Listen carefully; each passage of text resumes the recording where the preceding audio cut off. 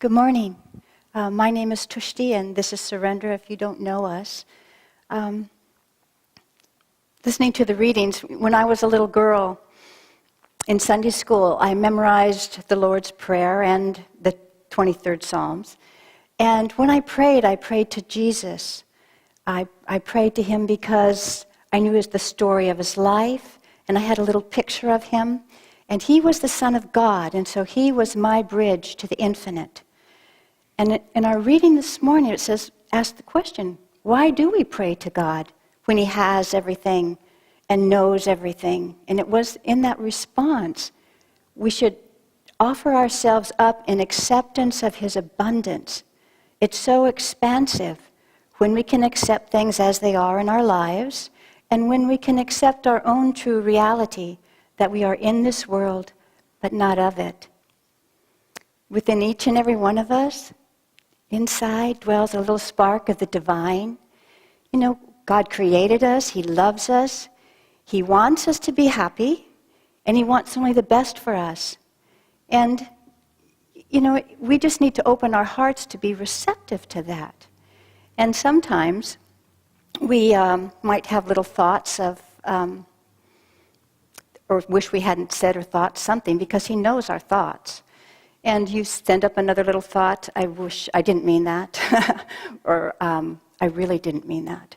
But we have the assurance of Master that, naughty or good, we are God's very own, and he's always around us. He's just on the other side of the veil of our own delusions, ever-present, omnipresent.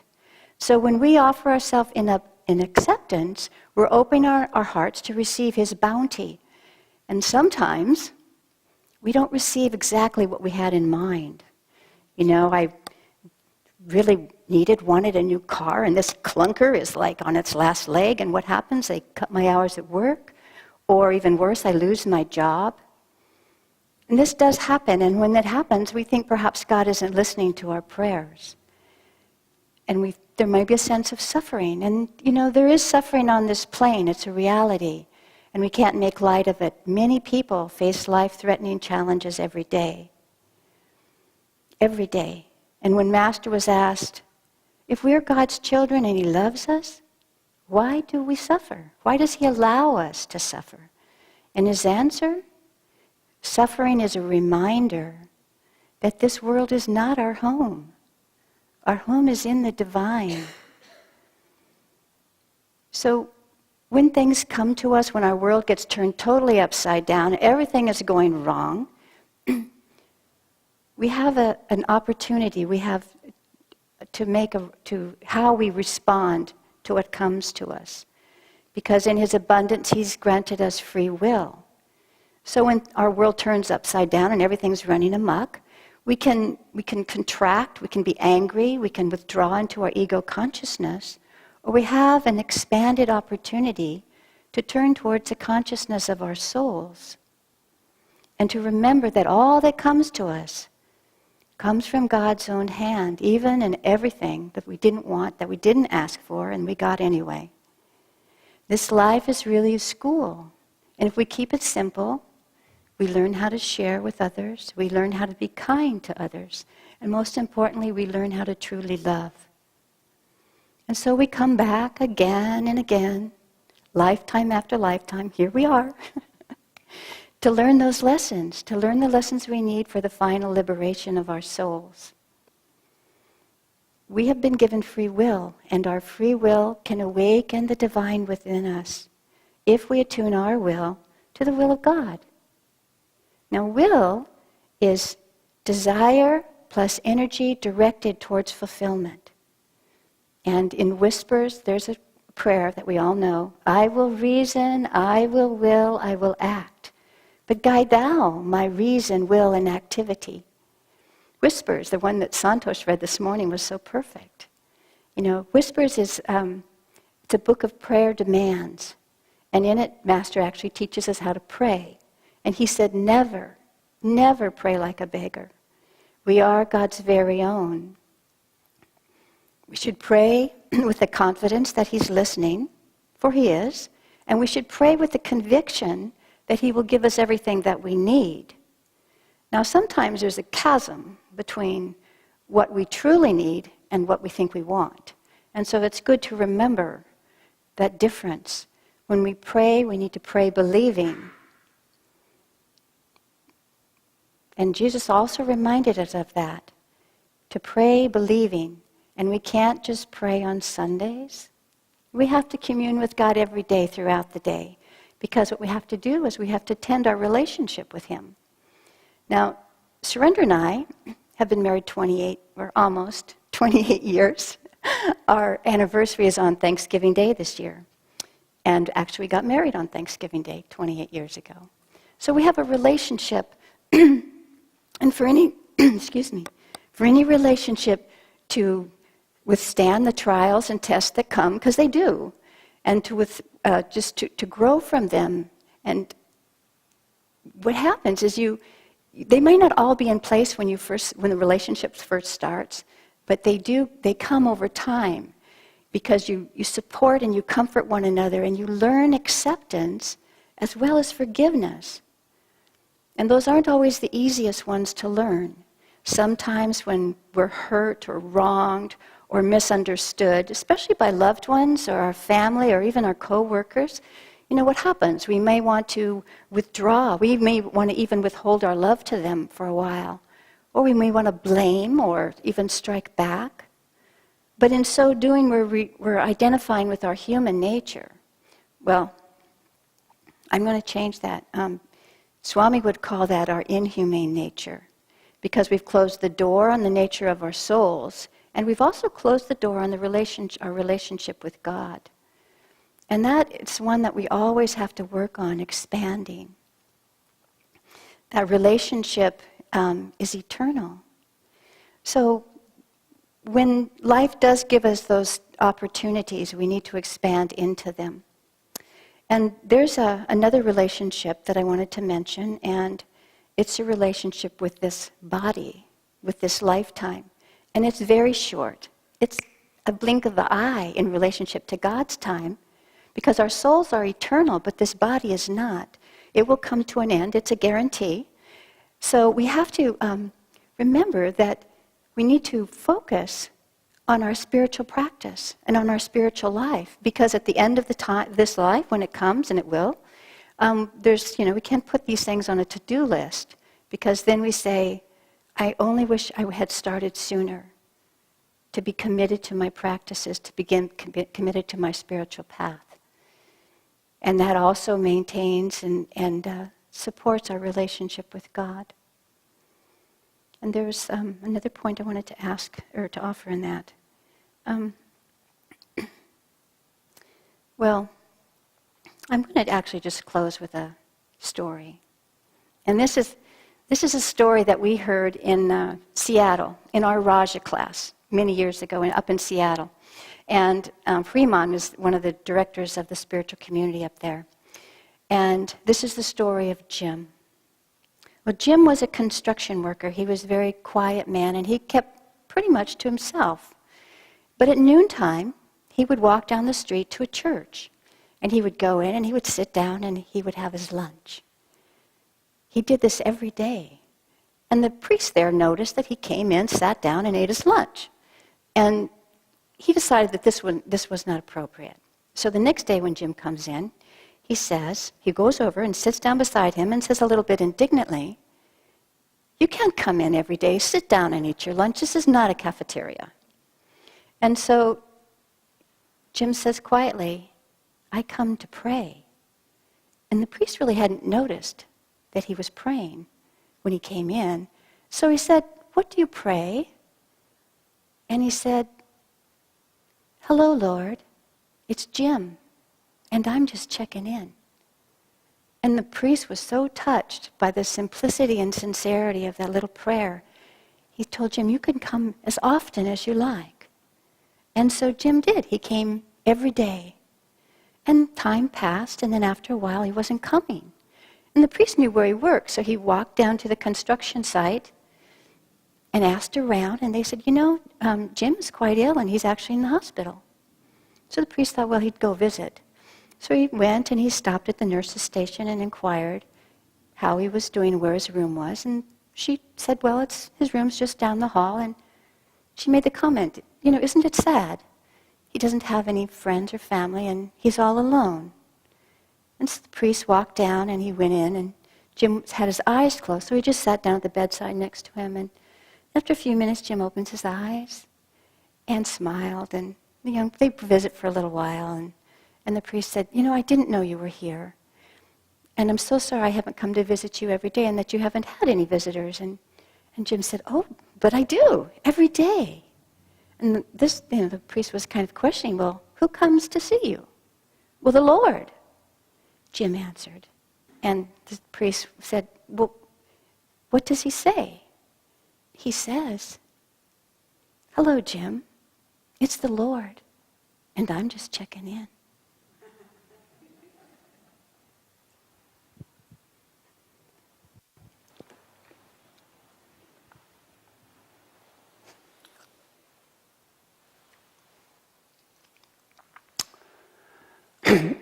I'm sure you have heard many, many times, as I have, that life is but a dream. Every saint and master has declared that what seems real to us is really just a reflection of our own limited senses, that God has dreamed this universe and us into being, and that when we look upon all of creation, nothing is as we truly perceive it to be. We see particles, which are really waves of energy, and those waves are perhaps something else altogether again. Pure consciousness, perhaps. I take it on faith that great masters such as these 5 behind me know a lot more about this than I do. But when my reasoning mind tries to wrap itself around the whole idea, all it does is tie itself into knots. With reason, we are restricted to solid evidence. And since God is not a solid that we can measure, what are we to do? Reason just isn't going to get us to that extra step of realization. An atheist with reason of his own might just as easily claim that God is but a projection that we impose upon the natural world.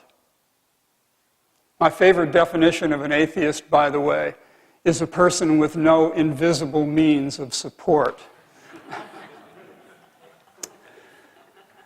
The point is that reason alone cannot take you to an understanding of who you truly are, of why you are here, and of what you need to do to solve the mystery of life and merge into the infinite.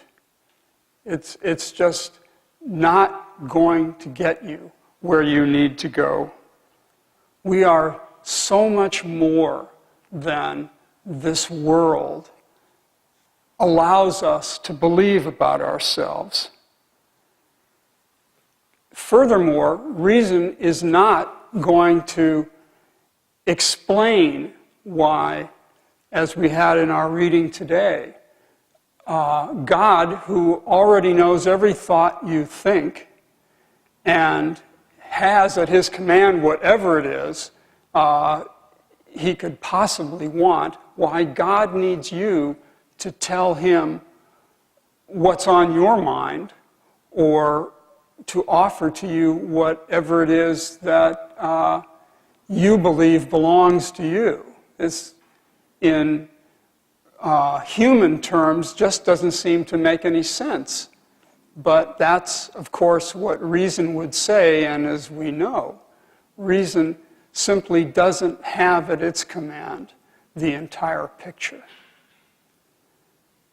God is not the one who needs us to give him our attention or to sacrifice our attachments. It is we who must willingly offer these up in order to break the habits and limitations that they impose upon the way we think.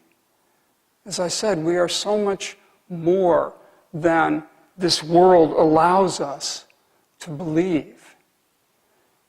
By giving ourselves to God, our thoughts, our feelings, our victories and our failures, we expand our awareness beyond this material plane, beyond the highs and lows that bind us to the wheel of karma, and beyond the interference of the little ego that so cleverly insinuates itself into our thinking.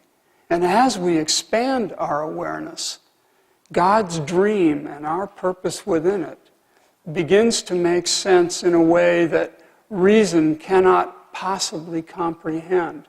We find ourselves relating to life from an expanded, superconscious level, a level that is receptive, divinely receptive to God's whispers and to His guidance.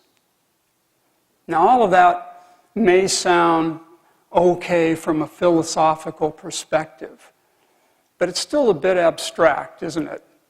Especially when we think in terms of the trials and tests that we experience in our day-to-day living.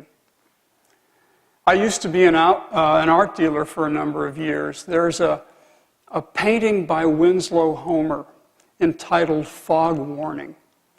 And I think that what it portrays brings this topic vividly and beautifully into focus. Larry Ryder, a friend of ours in Seattle who grew up along the North Atlantic seaboard, explained in a recent talk of his own what the painting represents, and it struck me very deeply, the message of it, the story behind it, because this has always been a painting that I have been drawn to. Pictured in the foreground is a cod fisherman in the North Atlantic, not surprisingly, somewhere off the Cape Cod shore. In Winslow Homer's time, in the 1800s, cod fishing was a mainstay of the New England economy. And fishermen would depart from a centrally positioned mothership and then return to it later with their catch. This was a hard life, cold and often treacherous. And this particular fisherman is not only fighting the elements of a challenging sea, but he is in imminent danger of losing his way back to safety, back to that mothership, because in the distance we can see that a fog bank is approaching. And if that fog bank overtakes the mothership and overtakes him as well, he will be at the mercy of the sea with little hope of reunion.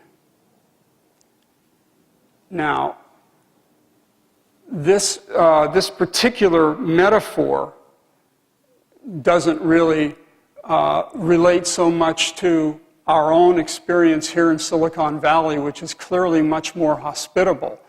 But it isn't hard to put yourself in that boat, that large dory in that stormy sea with that fisherman. And it also isn't hard to feel the anxiety that must have begun to set in as he realizes what his situation is. And the symbolism here is easy to recognize as well. We are the fishermen, rowing for home.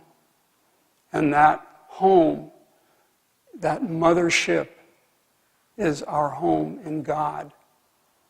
The stormy sea is just one of life's many difficult turns that we encounter. And the fog, that dense fog, is the ego's blanket of Maya, the delusions that obscure our course to safety and salvation. And thus do so many of us row madly from one section of fog to the next, from one desire to another, failing to find what it is that will truly save us. Taken as a metaphor, using reason alone, the whole situation seems terribly unfair, doesn't it? I mean, on the one hand, we are repeatedly told that we are divine souls created in God's image, and that He truly loves us, one and all, equally. On the other hand, we are cast into this world of stormy seas, cold encounters, and of course, dense fog. And what are we told? We're told to get out there and go fish. Well, it's no wonder that babies cry when they're first born and realize where they have landed once again. I'm reminded of a quote by Douglas Adams, who wrote the Hitchhiker's Guide to the Galaxy. I don't remember it exactly, but this comes pretty close. In the beginning, God created the universe. This has made a lot of people angry and is widely thought to have been a bad idea. Well, this is God's dream, folks. It is not yours or mine, and getting angry about it is only a waste of time, especially since that dream comes with a map, a promise, and a fabulous ending. The map and the promise are contained in a very simple set of instructions. God says, "Open your heart to me and keep me there to guide you. And I will give you the grace to make of your life a source of joy, come what may." That fabulous ending is a simple one too. God says, "I will love you without reservation, and when you are done with your fooling around, I will bring you home to eternal bliss." Not bad, eh? Well, the place to start getting ready is right where you are right now. Each of us is engaged in a battle to gain that blissful ending. And the good news is, the way to win it is not to fight, but to surrender. It's a game of giving up, isn't it? Giving up in particular those self-identities that we use to define ourselves as separate. Your soul is uniquely your own, but your human frame and your possessions, your titles, your wins and losses, and the features of your personality, they're all just a load of descriptions that generations from now, when no one will even know existed. It's amazing. We think we're just going to go on forever and be remembered. Probably not true. And since this is the reality, why would we postpone the party? Why not begin to give up those self-definitions now and connect more deeply with God? God is the one reality at the center of all being. We need to tell Him in prayer, in meditation, in thought, in everything that we do, that we know from whence comes our daily bread. that we are eternally grateful for the gift of life that we've been given, and that we want nothing more than to feel His love and His light within us, guiding us to Him. This is what quiets the storm. This is what lifts the fog and reveals that mothership anchored in love and waiting for us to return. God bless.